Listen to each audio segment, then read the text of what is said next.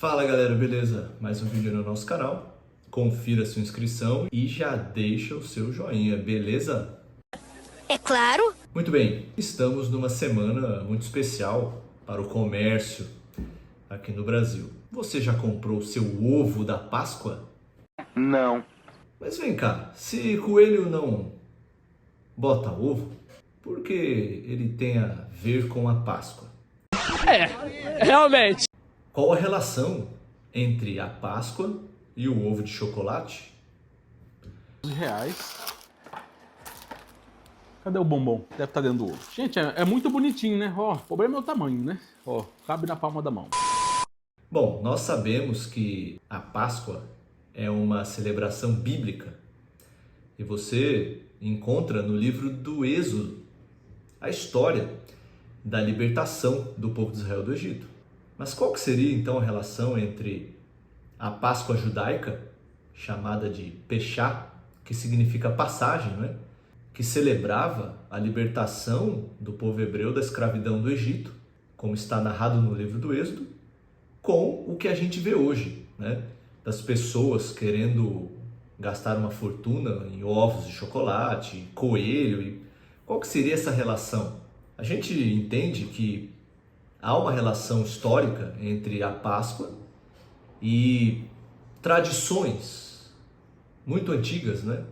Milenares, que acabaram colocando novos personagens. Mas vamos fazer um resumo da situação. Legal. Uma coisa é a Páscoa judaica, como está na Bíblia, no livro do Êxodo. Outra coisa são esses símbolos que foram agregados ao longo dos séculos, como o coelho e ovos de chocolate. Hoje, no século XXI, isso é um baita negócio. Só para você ter uma ideia, a indústria de chocolate no Brasil, no ano de 2025, movimentou cifras bilionárias, apesar de um cenário meio ruim para os custos de produção, com uma valorização internacional do cacau. Mas o faturamento do mercado aqui no Brasil no ano passado, em 2025, foi de mais de 4 bilhões de dólares, coisa aí girando em torno de 21 bilhões de reais. Muita coisa. Produção, por exemplo, foi de aproximadamente, produção de chocolate, isso no ano inteiro, né, de 2025, mais de 810 mil toneladas. É muito chocolate, né? Caraca, que delícia, irmão. Que lindo. E os ovos de Páscoa do ano passado, 2025, ficaram ali na faixa das 45 milhões de unidades. Você consegue imaginar? 45 milhões de ovos de Páscoa para o Brasil inteiro no ano passado? E o pessoal que fica reclamando, dizendo que tem crise, vai lá e compra mesmo. E esse ano, provavelmente vai ser a mesma coisa. As pessoas querem presentear as outras. Mas essa história de Páscoa cristã, que lembra do que aconteceu com o povo de Israel, e ovos que começaram a serem associados com a ressurreição de Cristo, isso foi se popularizando ao longo de muitos séculos. Para muitos, o ovo simboliza a fertilidade, e é uma boa comparação com a ressurreição de Cristo. Presentear os outros na Páscoa foi se tornando um ato interessante, uma celebração, e isso foi ficando muito enraizado na cultura cristã. Mas antes do cristianismo, outros povos já tinham essa ideia de ovo sendo símbolo de fertilidade. Isso foi incorporado. O cristianismo foi adotando esses símbolos. Mas tem algo mais profundo nessa história. No mesmo período que os judeus celebram a Páscoa e os cristãos também, havia também celebrações pagãs. Exatamente quando o inverno termina e começa a primavera no hemisfério norte. Uma antiga divindade germânica e anglo-saxônica da primavera, que tinha relação com a fertilidade, começou a ganhar espaço. O nome dela é Eostre, ou Ostara. Ela representava renascimento, justamente por causa desse período, celebrado no equinócio de março. O inverno estava acabando, a primavera começando. E aí entra o coelho, né? Os coelhos apareciam nessa época, começo de primavera, e com o tempo as pessoas começaram a pegar ovos, colori-los, presentear, enfim. Então nós temos muitos fatores que criaram essa mitologia da Páscoa, que a gente pode dizer que significados, símbolos anexados e agora incorporados num novo quadro, um novo sentido. Então, a comemoração cristã acabou incorporando esses símbolos, né, de renovação, ovos, coelhos e o animal, né, a lebre, o coelho, representando o renascimento.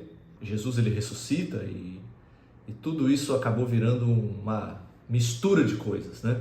Mas os cristãos, eles não acreditam nessa deusa da fertilidade e nem que os coelhos tenham simbolismo com ressurreição, com nova vida, e muito menos que você tenha que presentear alguém com ovos de chocolate. O sentido da Páscoa é muito maior, muito mais amplo do que algo comercial. É verdade. Se você ler no livro do Êxodo, no capítulo 12, aqui está a instituição da Páscoa. Quando Deus anunciou a 10ª praga sobre os egípcios, Deus deu toda a orientação para o povo de Israel. Eles precisavam fazer de acordo com a orientação do Senhor. E no versículo 11 nós temos o seguinte: desta maneira vocês irão comer a Páscoa, preparar o cordeiro, fazer tudo do jeito que eu estou falando para vocês. Cada família, pintar os umbrais, a verga da porta, com o sangue desse cordeiro. Ali na casa onde vocês vão celebrar e comer essa janta. E o verso 11 é muito claro: vocês vão comer desta forma: lombo cingido, sandálias nos pés e cajado na mão. Vocês vão comer depressa. É a Páscoa do Senhor. E o verso 12 continua dizendo: porque naquela noite passarei pela terra do Egito e ferirei na terra do Egito todos os primogênitos, desde os homens até os animais. Executarei juízo sobre todos os deuses do Egito.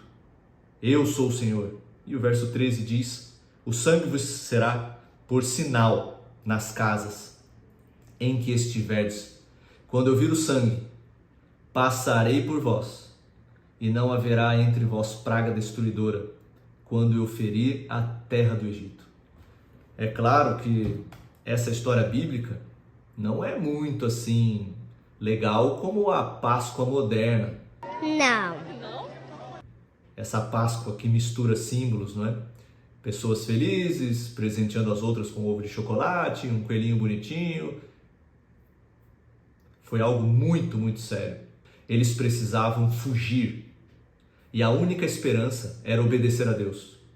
Aquele cordeiro que seria a janta daquela família serviria para nutrir fisicamente cada um dos membros da família para a fuga, mas também serviria de um sinal de obediência, de fé, de confiança na salvação que Deus estava oferecendo para o povo.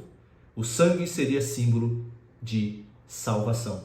Quando a gente vai para o Novo Testamento, João Batista, no Evangelho de João, no capítulo 1, ele aponta para Jesus Cristo e fala as famosas palavras que estão no versículo 29.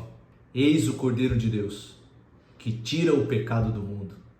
No Evangelho de Mateus, no versículo 26, quando Jesus e os discípulos se reúnem para celebrar a Páscoa judaica, lembrar daquela grande libertação, daquele episódio de milagre, algo extraordinário para o povo de Israel, Jesus então atribui agora um novo sentido à Páscoa. No capítulo 26 de Mateus, no verso 26, está escrito o seguinte: enquanto comiam, tomou Jesus um pão e abençoando-o partiu, e o deu aos discípulos dizendo: tomai, comei, isto é o meu corpo. E o verso 27 diz: a seguir tomou um cálice, tendo dado graças, o deu aos discípulos dizendo: bebei dele todos, porque isto é o meu sangue, o sangue da nova aliança, derramado em favor de muitos para a remissão de pecados. O sangue derramado de cada cordeiro ali no Egito protegia as famílias dos hebreus, permitia que eles fossem salvos por Deus, que aquela 10ª praga não caísse no lar deles, mas também permitia que eles pudessem ter forças físicas, vigor para fugir dali, correndo do Egito, rumo à libertação, para a terra prometida.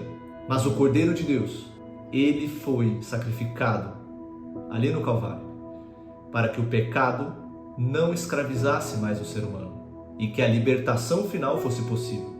Assim como aquele cordeiro, para cada família dos hebreus, precisou ser morto e o sangue precisou ser usado para marcar a entrada das portas, das casas de cada um dos hebreus.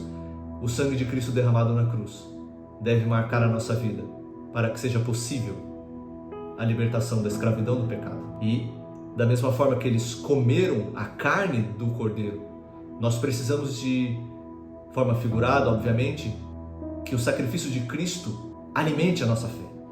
Se você acredita no que Cristo fez na cruz, se você acredita que Cristo é o Cordeiro de Deus, Ele pode tirar o fardo do pecado de sua vida.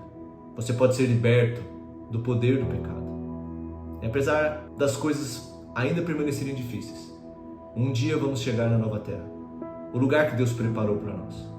A Páscoa não é algo comercial, não tem nada a ver com coelhos, ovos coloridos, como na Idade Média eles gostavam de pintar, e depois começaram a surgir os ovos de chocolate, toda essa mistura de coisas, e hoje um aspecto extremamente comercial. Não, a Páscoa significa libertação, é a prova do poder de Deus, de sua graça, que está estendida a todos os pecadores. Todos nós podemos ter a vida marcada pelo sangue de Cristo.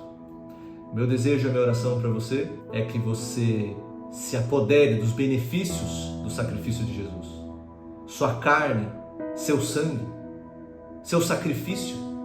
Você pode, pela fé, se apoderar de tudo que foi realizado e ter forças para fugir do pecado.